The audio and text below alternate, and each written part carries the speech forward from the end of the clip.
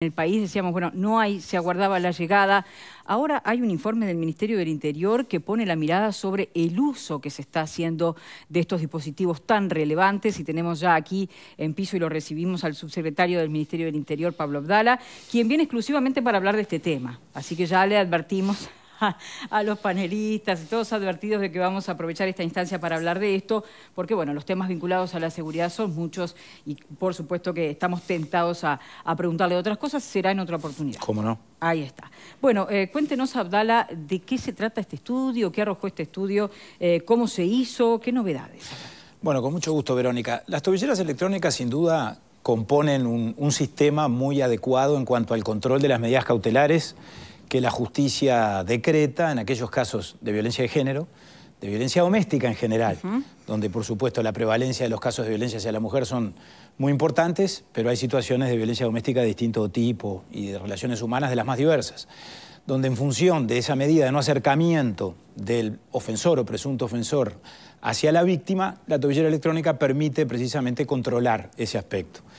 Asimismo, eso lo que posibilita es que el Ministerio del Interior controle el funcionamiento de ese dispositivo a distancia, a través del monitoreo electrónico, y por lo tanto sustituye lo que ocurría con antelación en cuanto a la presencia física de los recursos humanos, de los efectivos policiales en la custodia de las víctimas de violencia de género o de violencia doméstica en general. Creo que en ese sentido tenemos que hablar de un dispositivo benéfico, que ha dado muy buenos resultados y que ha venido creciendo de manera sostenida a través del tiempo. Cuando asumió esta administración, nosotros teníamos 1.200 tobilleras en funcionamiento. Hoy tenemos 1.950. Ahora, ¿qué es lo que esconden estas cifras? Ustedes me dirán, la respuesta más lineal, un incremento de la violencia doméstica y de la violencia de género, sin duda. Ahora, sin perjuicio, lo que hemos también constatado, y es lo que estamos denunciando hoy, denunciando en el sentido de poniendo en conocimiento, es que no estamos haciendo un uso particularmente eficiente de este dispositivo en términos de que no estamos optimizando este recurso, y nos está ocurriendo, o nos ha llegado a ocurrir, de que muchas de estas tobilleras que están asignadas a determinada víctima han perdido la razón de ser y sin embargo siguen afectadas a una víctima que ya no corre riesgos por diversas circunstancias. Para que se entienda muy bien esto rápidamente, porque se murió el ofensor, o porque el ofensor se fue del país, claro, por ejemplo, o porque pasaron largamente los 6 meses que establecen los protocolos y las acordadas de la Corte para el seguimiento de las víctimas con la utilización de la tobillera. Decenas de tobilleras que fueron adjudicadas o asignadas hace más de 2 años. Situaciones, voy a poner un ejemplo que me parece realmente irónico, si se quiere, victimarios que tienen 2 tobilleras. Una como victimario y otro como víctima. ¿En el mismo caso? La misma persona. En función de 2 relaciones familiares distintas o de 2 relaciones humanas distintas, donde en un caso se supone que es agredido y en el otro caso se supone que es agresor. Y las 2 causas en todo caso se tramitan en sedes judiciales diferentes. Bueno, yo creo que todos esos antecedentes hablan de situaciones evidentemente inapropiadas que a lo que conducen es a lo que nos pasa hoy, que tengamos decenas de estos dispositivos que están siendo desaprovechados, cuando por otro lado, por supuesto, tenemos víctimas o presuntas víctimas en condición además de sufrir violencia doméstica actualmente, en la actualidad, las que se generan hoy, que sin embargo nos vamos quedando sin dispositivos y tenemos que afectar, claro, por supuesto, recursos humanos, funcionarios policiales y móviles policiales, afectando la seguridad pública. Entonces, y termino con esta introducción. Lo que hicimos, se lo dijimos a la presidenta de la Corte cuando fuimos con el ministro Martinelli hace algunos días, y ahora, por lo tanto, por escrito, en una nota que enviamos en el día de ayer, es plantear el tema para ver si Poder Judicial y el Ministerio del Interior empezamos a trabajarlo de tal forma que optimizamos los resultados y lo aplicamos adecuadamente. Recuérdenos, Abdala, cómo funciona el sistema. Lo dispone la justicia. Exacto. Pero el seguimiento, ¿quién lo realiza? La responsabilidad de la custodia y de la integridad física de esa víctima o presunta víctima es del Ministerio del Interior, es de la policía. En tal caso, este es un dispositivo electrónico que sustituye, repito, la custodia física. La custodia física implica una afectación de recursos humanos muy grande, porque estamos hablando de custodias que se componen de una dupla, o sea, de 2 policías, en 3 turnos a lo largo del día, o sea que estamos hablando de 6 policías por día, un móvil policial, porque además esos policías no pueden ingresar al domicilio de la víctima, tienen que estar en la puerta o en la calle, por lo tanto hay que asignarles un móvil. Para que ustedes tengan una idea, en el departamento de Montevideo, porque esto sube y baja, pero en los últimos días estábamos en más de 50 situaciones de este tipo. Es decir, situaciones que se generaron en los últimos tiempos, donde no teníamos tobillera disponible y por lo tanto hubo que afectar recursos humanos. Estamos hablando de cerca de 340 policías. Claro, se ha hecho una gran... Esto es, 57 pulseras que no están equivalen al uso de 342 efectivos policiales. Esa es la relación. Y 57 vehículos. Esa es la relación. Cuidado, quiero aclarar dos cosas, porque capaz que los televidentes me escuchan hablar y dicen, bueno, o no quieren gastar o no quieren invertir, o en tal caso no son sensibles ante la violencia de género. Con relación a lo primero, no es un tema presupuestal. En este momento ya encargamos, y las vamos a recibir en los próximos días, 2 partidas de 200 tobilleras más. Una primera partida que está llegando en los próximos días y otra un poco más adelante. O sea que más tobilleras vamos a tener. En segundo lugar, no solo esto no es una señal, digamos, que subestime la violencia de género, sino todo lo contrario. Porque me parece que con esto lo que tenemos que lograr es una administración tal, según la cual apliquemos de mejor manera las tobilleras donde hay, digamos, situaciones más candentes o más actuales o de violencia inminente o vigente, que en aquellas otras que ya tuvieron determinada evolución, en un sentido o en otro. Ese es el sentido del planteamiento. Se ha hecho una gran inversión. Este año estaremos invirtiendo cerca de 200 millones de pesos en todo el sistema. ¿Cuánto sale cada tobillera aproximadamente? En realidad son arrendadas, no son adquiridas. Creo que el costo, no quiero decir un disparate, pero son algunos cientos de pesos por día, como si yo dijera 200 o 300 pesos por día. Bien. Pero esto a beneficio de inventario, estoy hablando de memoria. Pero son arrendadas, no hay una compra del dispositivo.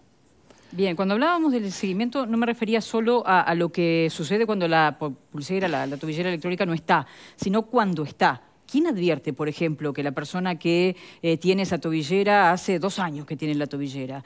¿Quién advierte que se fue del país? ¿Quién tiene que avisar a la justicia? ¿Qué eslabón hay ahí en el medio? Por supuesto que en esto hay una responsabilidad que es compartida, absolutamente. Y desde luego que la policía informa regularmente al juez de la causa. Aquí intervienen fundamentalmente o principalmente los jueces de familia especializada. Que yo personalmente los conozco bien porque vengo de tratarlos durante 3 años y medio desde mi responsabilidad anterior. Y aquí quiero hacer un paréntesis. Esto no implica tampoco el propósito de distribuir culpas. Un juez de familia especializado, nosotros lo decíamos con relación a la violencia hacia los niños antes, es un funcionario que diariamente atiende entre 15 y 20 llamados o denuncias por situaciones de violencia de género, de violencia doméstica, de violencia hacia los niños, situaciones vinculadas a las adicciones. Entonces es muy comprensible que en tal caso el riesgo de que esto acontezca ocurra. Ahora, es un tema de corresponsabilidad. El seguimiento de la causa obviamente le corresponde al juez, pero la policía es auxiliar de la justicia. O sea, la policía avisa, bueno, acá hay un dispositivo que ya no tiene sentido y de repente pasa mucho tiempo donde no se actúa en consecuencia. Exacto. Nos ha preocupado, por ejemplo, Verónica, que se han dado situaciones de dispositivos rotos, cuando es el ofensor o el presunto ofensor el que rompe el dispositivo. Y sin embargo pasan los meses... No quiero decir los años, pero por lo menos los meses, y no hay ninguna consecuencia. Eso en sí mismo implicaría seguramente una actitud o una actividad ilícita, que podría hasta merecer y además un reproche penal. Hay un peligro, ¿es inminente o no? Hay un peligro. Si no se repone el dispositivo, hay una persona con pulsera, con tobillera rota que está... Absolutamente. Tenemos situaciones además donde el ofensor o el que tiene la tobillera en su condición de victimario, al mismo tiempo está el cuidado de niños. Entonces ahí hay inconsistencias que evidentemente no estamos analizando bien. Esto nosotros no lo decimos, ojo, que quede claro desde la perspectiva exclusivamente del Ministerio, de los recursos... Sí, no es para lavarse las manos. No. Repito, ni de señalar a nadie. Es plantear un problema que hemos constatado, que nos ha sido además notificado por parte de las áreas correspondientes del Ministerio del Interior. En este caso, yo estuve reunido hace poco en el Centro de Comando Unificado, allí en la Guardia Republicana, donde se hace todo el control de la videovigilancia y donde funciona además la dirección de monitoreo, que precisamente monitorea estas tobilleras, y la directora me transmitía su preocupación, realmente, su preocupación muy legítima y muy honesta en cuanto a que esto estaba aconteciendo. Entonces, ese es un poco el sentido del planteamiento y aspiramos, por supuesto, a que esto pueda corregirse, porque además puede y debe corregirse, y vamos a trabajar en eso. Nos preocupó también, lo dice la nota, una circunstancia colateral que tiene que ver con los móviles. Ustedes saben que, de acuerdo a la ley, los vehículos que se incautan como consecuencia de la comisión de delitos, por un lado están los que están asociados al narcotráfico, que esos se destinan a la Junta de Drogas y después la Junta de Drogas, que el Ministerio del Interior la integra, los asigna a distintas reparticiones del Estado, mayoritariamente al Ministerio del Interior, pero después están los que son incautados por otras causas, por causas vinculadas al contrabando o a la comisión de otro tipo de delitos. Allí la rendición de cuentas del año pasado previó que el Ministerio del Interior pudiera gestionar la asignación de esos vehículos muy rápidamente por parte de la justicia en un plazo de 90 días, que nos permitiría a nosotros tener más móviles, sobre todo para destinar a estos casos.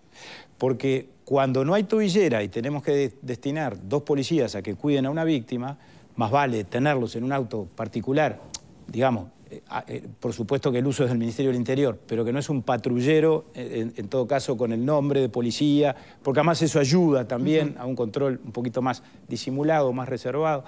Y hemos tenido ahí algunas demoras, que también las hablamos con la Presidenta de la Corte y que también confiamos en que se puedan corregir. Bien. Nos quedamos pensando, yo creo que todos, en el dispositivo que más allá del costo, usted lo decía, es efectivo, ¿no? Sí, ha salvado vidas. Absolutamente. Estamos hablando nada más y nada menos que de eso. Absolutamente. No está en entredicho, por cierto, la pertinencia ni la justificación del sistema. Al revés.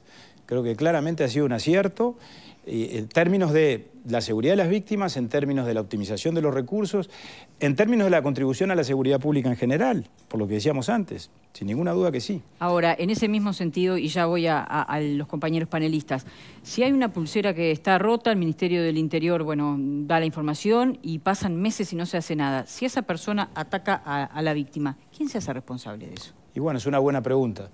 Es una buena pregunta. El Estado es responsable, de eso no hay duda. ¿Ha pasado? No tengo presente ningún caso, pero puede pasar. Puede pasar. De eso estamos hablando, nada más y nada menos.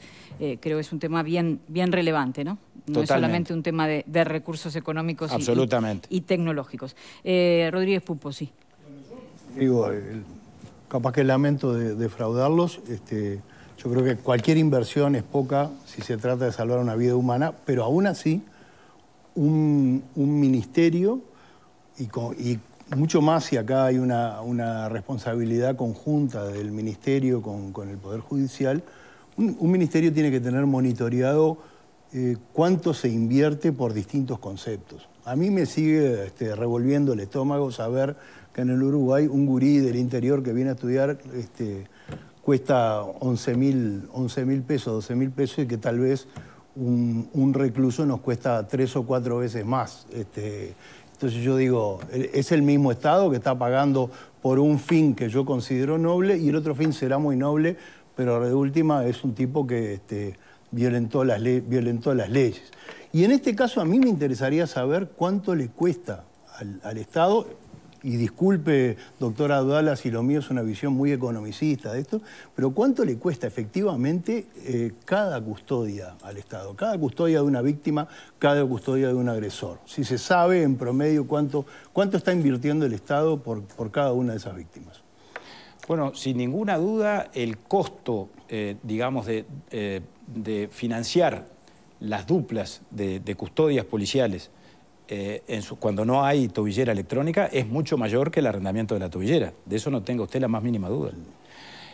Por eso yo dije antes, sin duda hay una perspectiva económica en todo esto. Ahora, no es la central en este caso.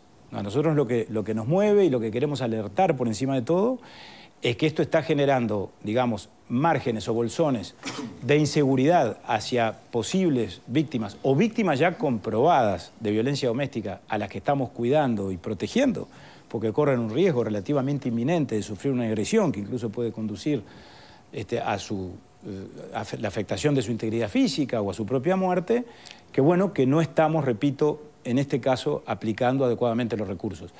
Yo creo que el valor económico de las inversiones es, por supuesto, una discusión legítima, pero es siempre una discusión relativa. ¿Por qué razón? Porque creo que cuando el objeto tutelado es la vida humana o es la integridad física de las personas, es muy difícil ahí ingresar en una discusión de carácter económico. Incluso digo más, Juan, tú agregabas el tema de la perspectiva de los privados de libertad, que sin duda eso tiene un gran costo para el Estado. Ahora, el sistema penitenciario no solo también se justifica que invirtamos en él y que generemos condiciones de reclusión y de internación de los privados de libertad que sean más dignas, porque eso está directamente asociado a otra consecuencia, que son los altísimos niveles de reincidencia que tenemos en la sociedad que impactan en la seguridad pública inmediatamente. Entonces, esto es bien complejo y repito, yo desbrozaría el análisis del financiamiento del costo o la perspectiva económica, que existe y es válida la discusión. Pero me parece que creo que tenemos que analizar antes que nada esto en términos de gestión, del impacto de la gestión y de los resultados de la política, que es lo que me parece que está en cuestión en este análisis. Bien, Fernanda. Sí, cuando está clarísimo para todos que los recursos del Estado son finitos y que hay que distribuirlos. Ahora, si hay alguien a quien no se le puede quitar recursos, es a quien tiene que proteger una vida. Porque la vida humana no tiene ningún tipo de valor económico, no se le puede poner un número. Si queremos ver cómo redistribuir los recursos del Estado, miremos en otros lugares que no tengan la obligación de proteger la vida humana de las personas, así lo entiendo yo. Fernanda, quizá, pero no me dejes en falsa escuadra, no, porque pero si no tenés hay recursos para un barrio que a las 5 de la Pupo, tarde... no se lo saques a las 5 de la a tarde la la gente mujer. se mete adentro porque está escondido por la balacera de los narcos. Y justamente, ¿y se lo vas a sacar a ellos o se lo vas a sacar a otro organismo del Estado? No se lo saques, pero tenés que Bueno, pero administrarlo sabiamente. la primera gran redistribución es adentro del Estado. Y sé que ahí no hay que sacar ni un recurso, sino que hay que aumentar. Por eso me parece muy positivo lo que se está haciendo en esto de que los recursos invertidos sean más eficaces. Tú mencionabas un montón de cuestiones, Pablo, que fortalecen justamente este modelo de uso de tobilleras. Bueno, y comparándolo con lo que tiene que ver, más allá de también lo que tiene que ver para los funcionarios policiales, lo que se necesitan en otros lugares, dónde tienen que estar. Y yo agrego un elemento que entiendo que no es menor, y es la vida de esa mujer, de esa víctima, quien también carga con un estigma o también puede significar un peso que fuera de su casa esté un móvil policial o que vaya a trabajar acompañada de un funcionario policial o que eso altera la vida de una víctima que... O al supermercado. O al supermercado, altera la vida de una víctima que no tiene ningún tipo de responsabilidad de estar en esa situación y que en realidad lo que todos deberíamos querer como sociedad es que justamente reanude o rehaga su vida de la manera más natural posible. Entonces creo que ese también es un elemento muy positivo a la hora de evaluar este tipo de implementaciones que estoy totalmente de acuerdo, cierra por todos lados, no he encontrado a nadie que manifieste lo contrario. Sí, esto que tú mencionabas de, bueno, que realmente sea efectivo, porque comparto lo que tú mencionaste, en el caso de omisiones, obviamente el Estado sería responsable porque es quien tiene que justamente tutelar que estos mecanismos funcionen, pero cuando funcionan, funcionan muy bien. Así que celebro esta puesta a punto y justamente apretar las tuercas para seguir mejorando. Pepe. La herramienta tobillera electrónica ha demostrado ser efectiva. El problema no es la herramienta, el problema en este caso es el delito por el cual se tienen que colocar esas herramientas, que es la violencia doméstica. Esa es la raíz de todo esto, pero entraríamos en un larguísimo debate al respecto y no es el caso hoy. Ahí me queda claro que es un juez quien determina la colocación o no de una tobillera, pero hay como digamos, una primera mirada de valoración del riesgo por parte de la policía. ¿Bajo qué protocolo se valora ese riesgo por el cual después esa policía es la que le informa a la justicia? Hay dos acordadas vigentes de la Suprema Corte. La propia justicia es la que ha establecido las condiciones, la que ha definido los perfiles. Una es del año 2012, otra es del año 2018. Están plenamente vigentes. Y también hemos visto, te agradezco la pregunta, Pepe, porque muchas de estas situaciones que yo describí antes y otras están por fuera de las propias acordadas. Incluso, por ejemplo, menciono otras situaciones. Personas con problemas auditivos, que evidentemente la tobillera ahí es ineficaz. Entonces ahí sí habría que pensar en una forma de vigilancia o de custodia diferente. Y ahí sí capaz que se justifica obviamente la presencia del funcionario policial. Personas en situación de calle. Hemos visto tobilleras colocadas en personas en situación de calle. Y también allí el control se vuelve absolutamente inefectivo. Entonces, lo que nosotros estamos planteando creo que conjuga todas las inquietudes que aquí se han planteado, que son todas legítimas, en términos relativos, como decíamos hoy. Por supuesto, y yo comparto lo de Fernanda, poniendo por encima, y creo que lo compartimos todos, sin duda, el cuidado de la vida humana. Y lo que decía Juan, ¿qué es prioritario frente a qué? Yo creo que importante y prioritario es todo. Desde luego que es reforzar el patrullaje. y bueno, y saturar los barrios más complicados en el momento en que las bandas están actuando, cosa que también estamos haciendo. Pero en esa mirada o con relación a esa preocupación, este planteamiento sin ninguna duda también calza. Claro. Porque cuando nosotros decimos queremos liberar el recurso humano a los efectos de poder reforzar el patrullaje en otros lados, y también tiene que ver con esto. Entonces, esa arista también está en este no son contradicciones, porque por un lado usted tiene esta situación, hay víctimas que pueden estar en riesgo debido a que no se hace un seguimiento adecuado de esto, y por el otro están los vecinos de Villa Española demandando mayor patrullaje porque no pueden salir a tomar el ómnibus. O sea que eso le toca en esta nueva función, que pues antes de irse capaz que le preguntamos, bueno, cómo lo lleva esta gestión. Una consulta desde el punto de vista operativo, ya voy contigo, Pablo. Cuando esa pulsera se rompe, se le avisa a la justicia. ¿La víctima sabe que el denunciado está con el dispositivo roto, que está sin protección, digamos? Y bueno, entiendo que sí, y obviamente la policía actúa en consecuencia. O sea que una vez que se rompe el dispositivo, se habilita una custodia presencial. Por supuesto que no nos limitamos a decir se rompió el dispositivo. Bien, eso es bueno aclararlo. Y esperar que los acontecimientos se desarrollen. No, desde luego. Es una cuestión hasta, si se quiere, instintiva. La policía es el organismo, es el área, la repartición del Estado que tiene a su cargo el cometido esencial de la seguridad. Entonces se actúa prácticamente por reflejo, con mayor eficiencia, con menor eficiencia. No somos perfectos, ni se actúa con un 100% de eficacia siempre, por supuesto. Pero que eso está en el ADN y en la propia formación y en la propia actitud institucional, obviamente que sí, en este caso como en cualquier otro. Bien, Pablo. Sí, hay una oficina allí que es la que se encarga de monitorear los dispositivos electrónicos. Cuando hay una falla en el dispositivo, se llama al que lo utiliza y que dé una explicación, y si no, se manda a la policía, y si se rompió el dispositivo, lo agarran y lo formalizan por desacato. Y va 3-4 meses preso. Pero hay formalizaciones por desacato. Sí, claro. En la medida proporcionales a lo que es. Bueno, no sé si proporcionales, pero hay. Es muy fácil de probar.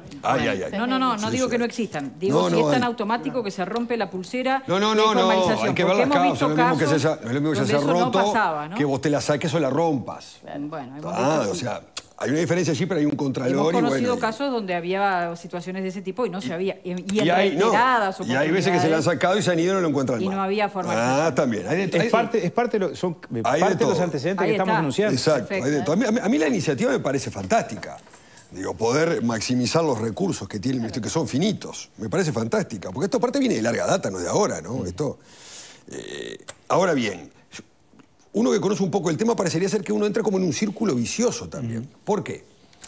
Porque además de los temas de violencia doméstica, las tobilleras también se implementan para las libertades vigiladas o los arrestos domiciliarios totales, que es el tema penal, no de violencia doméstica, que se dispone el dispositivo electrónico también. Entonces, hay más cantidad de personas que la tienen que utilizar. Algunas por protección y otras para contralor de los juzgados penales, para que sepan que están cumpliendo la medida. Pero la gran mayoría es para violencia doméstica. ¿Pero qué es lo que sucede? Hoy lo decían acá. Los juzgados de violencia doméstica, que son los que tienen que controlar si este dispositivo electrónico debe de mantenerse o no, pues capaz que cesó la amenaza, o la persona se fue del país, falleció, lo que fuere, están sobresaturados. Hoy lo decías tú, Pablo, y es así, tal cual, porque vos tenés una experiencia bárbara en este tema. Entran los expedientes por las ventanas en los juzgados especializados. Es imposible que un juzgado lleve un contralor de todos los expedientes que llevan adelante con las medidas cautelares impuestas para poder chequear a ver si esas medidas deben o no de continuar. Esa es la situación. Es muy difícil. Fijan una audiencia de control para dentro de 6 meses, pero quizás por un tema de agenda no la pueden hacer, entonces la posponen para dentro de 8 meses más. Y la persona sigue con la tobillera y quizás no se necesite más. Y sí se necesite en otra persona. Y como esos casos, hay cientos de estos. Entonces, hay un mal uso de este aparato, pero no por un tema de mala voluntad, es un tema de recursos. Volvemos a lo del mismo. Y no debiera, pregunto desde el desconocimiento de cómo funciona la interna del sistema penal, ¿no debiera existir una suerte de oficina también de emergencia como la que se tiene en el Ministerio del Interior para decir, bueno, estos casos son importantes, son relevantes? Lo que pasa es que hay determinadas disposiciones legales que van obligando cada vez más a que utilicen tobilleras. Entonces, es preceptivo. ¿Se entiende? Entonces, el juez está obligado a indicar que tiene que haber tobillera. Y en algunos casos ha pasado que no hay tobillera disponible y lo privan de libertad. porque no pueden ponerle un dispositivo electrónico, que es otro disparate que haya 342 efectivos para controlar a 57 personas por falta de dispositivos electrónicos. Es una locura cuando faltan en Villa Española, faltan acá, faltan en los juzgados penales los funcionarios. No hay funcionarios policiales que trasladen a los privados de libertad del carcelaje a la sala de audiencia. No hay. Hay pocos. Las audiencias se dilatan 2 o 3 horas porque no hay funcionarios policiales en la mayor oficina penal de este país. Bueno, el asesor no anda hace 40 días, no hay que cantarle feliz cumpleaños, ¿no? A la mayor oficina penal de este país. Bueno, después de que se vayan invitados se descarga. Entonces, no, pero a lo que voy. Se tiene que ir. A lo que voy. Y hacemos el reclamo del ascensor. No, lo traigo como anécdota. Digo, pero me parece muy bien. Mandamos otra nota al juez. No, manda otra nota, claro. Pero me parece muy bien la medida. Pero hay que hincarle el diente y a fondo, ¿no? Para poder lograr, no una solución total, pero por lo menos que la cosa descomprima. Bueno, justamente en eso. ¿Qué respuesta le dieron desde la Suprema? Bueno, la reunión que tuvimos hace 15 días por este tema y por otros temas con la presidenta de la Corte, fuimos con el ministro Martinelli, fue muy auspiciosa. Fueron muy receptivos al planteamiento, de manera que no los tomamos por sorpresa, por decirlo así. Y es más, les adelantamos y acordamos con la propia presidenta Doris Morales que haríamos llegar una nota de estas características, incluso indicando las situaciones, describiéndolas.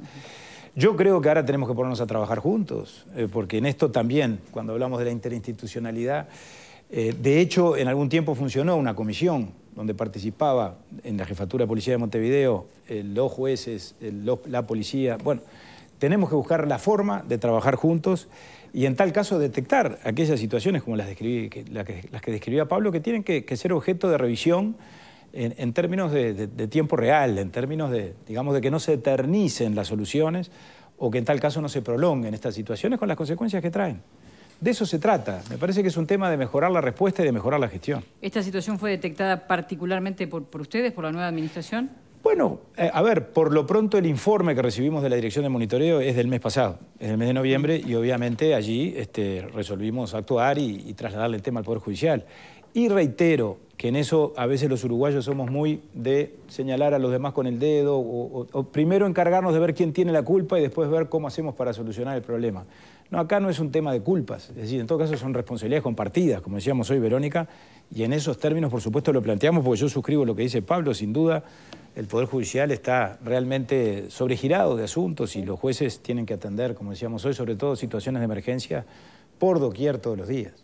Sabemos que se tiene que retirar, tiene unos cuantos compromisos todavía pendientes en esta jornada. ¿Cómo lo lleva esta gestión? Así, bueno, rapidito. Yo me siento muy estimulado, muy rodeado, muy acompañado. He cumplido recién un mes en esta nueva responsabilidad, pero muy consciente de la importancia que todo esto tiene. Este es un cometido esencial del Estado que hace al bienestar de la población y que hace al cumplimiento de la ley. Así que con esa perspectiva es que estamos tratando de hacer un aporte.